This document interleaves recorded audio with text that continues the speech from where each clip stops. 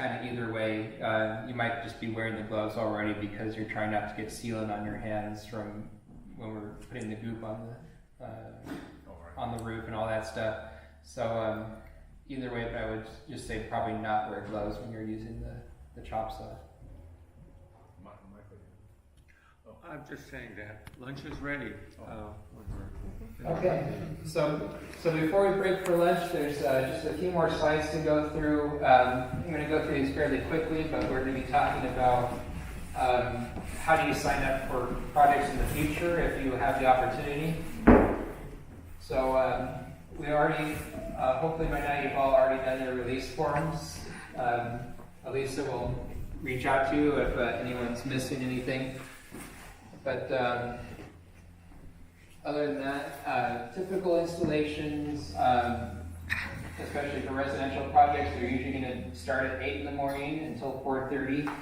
There's going to be an email that goes out from the volunteers a couple of days before that's going to tell you what the address is and what time you're going to show up. But normally 8 to 4:30, usually just on the weekends. Sometimes the homeowner will provide lunch. In this case, the church is providing lunch for us, which we really appreciate. But there's also, we'll let you know in the email if you should pack a lunch for this particular project. Water will always be provided by Sunwork. I do recommend bringing your own container that you can have refillable water, so you don't have to, ruin the environment with plastic water bottles. But one way or the other, there'll always be access to water. And then we usually have some snack bars available for people if you need something to munch on between when you start and when lunchtime happens. Some people ask, can I sign up for just the morning or afternoon? Can I do sort of a half shift? The answer is no. We find that the experience works best for you and your fellow volunteers if you can commit to a whole day. So we ask that you not, maybe in certain situations you can offer that, but generally we're going to tell you that we prefer you to commit to a full day. And I should point out on the flip side of it, sometimes projects only take not 1 day or not 2 days, but a day and a half. So Sunday might be a half day. So just be prepared for that. While you should be prepared to work from 8 to 4:30, the project might just as soon be finished at noon if we had a particularly productive crew on Saturday. Monday, for example, in this case, we don't know how far we'll get. It depends somewhat on the weather and just how smoothly things go along. We may or may not have like a full day or a half day when it comes to Monday's installation. What to wear? Make sure you have long pants and closed-toed shoes. Make sure you have something with sun protection, like a wide-brimmed hat or at least a baseball cap. Layered clothes for changing weather conditions. It might be cold at the start of the day, but it doesn't mean it won't warm up later. We have gloves, knee pads, safety harnesses, eyewear, hearing protection, hard hats, and sunscreen all available. If you're not sure you'll like our sunscreen, bring some of your own, and you can always bring your own gloves, anything like that. Just make sure you collect your own materials at the end of the day.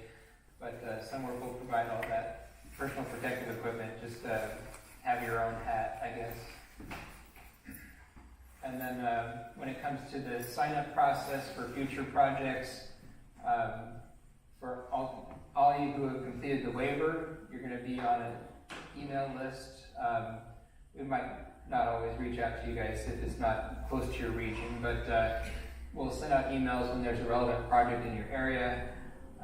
You'll receive an email with a link to the sign-up website. So you've got to say, yes, I do want to volunteer for that project. Put your name on signup.com. There will be instructions how to get to that from the email that you receive. It looks something like that with there might be different projects to choose from, and you click on the one you want. Then you'll get a confirmation email, and probably the Wednesday or Thursday leading up to the project. That's going to tell you the address. Beforehand, you'll probably know what city it's in by zip code, but in the confirmation email, that's where you'll actually get the homeowner's address, and you'll get any other relevant logistics that you need to know about, like whether you should bring a lunch or not. So sign up today, you guys have already done that for this project. But this is what it looks like at signup.com. Again, it's just different projects available to choose from, and if it's relevant and it's an area that you can reach, just click sign up. You can always check signup.com whether you receive an email or not and see what's around if you know you're going to be in SLO County. But sometimes we'll also send you emails too, reminding you that there's projects available. And there's also going to be a description of the project, so not only the zip code, but it'll also tell you whether it's a microinverter or central inverter. Maybe you've been installing microinverters the last 3 times and you go, I want to see what a central inverter looks like. Or it might be an optimizer system where you have that hybrid system I talked about. So this will tell you what kind of system it's going to be and what's the roofing material, whether it's modified bitumen, which is kind of a flat roof material, or whether it's composition, like what this roof is made of, or it might be a tile roof. How about metal roofs? Do you do those too? Occasionally we run into metal roofs, and there's different kinds. There's like Galvalume, which we put feet sort of similar to composition roof, and we have special water protection for those. And then there's also the type of metal roofs that are standing seam, where the roof material is strong enough to actually attach our feet directly with clamps. So they're not very common, but occasionally we'll run into them from customers who... Condos have them a lot. Yeah, it's a very long-lived material, so you see it on some homes, see it on some condos. So yeah, it'll tell you if it's a metal roof or what kind of roof it is. You have to be a little careful on metal roofs because they can be slippery when they get dusty. Other than that, I think you guys have all done the release forms. Hopefully your email address was legible, otherwise you won't receive emails from us because it'll go to someone else. Let's install some solar and let's take lunch. Could I say one thing? One thing about there's a temptation that I've noticed that once you get up on the roof and you're familiar, and the line becomes awkward. The temptation is to take it off. I'm just going to run over here and get this, and I'll look back up later. And in this, that is not an option. The fall here is tremendous, very dangerous. So we're always going to be harnessed in this area because it is the fall is intolerable. So just want to make that there is that temptation to say, I'm comfortable up here. You're going to be hooked up all times.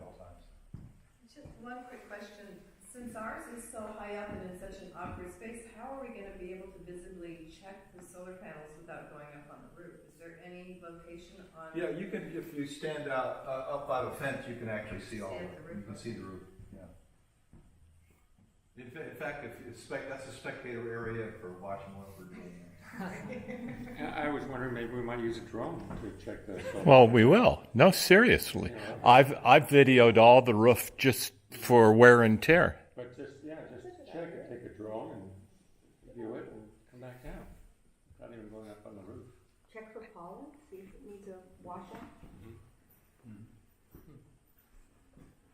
Well, thanks for sitting through the presentation, guys. Thank you for all your good questions.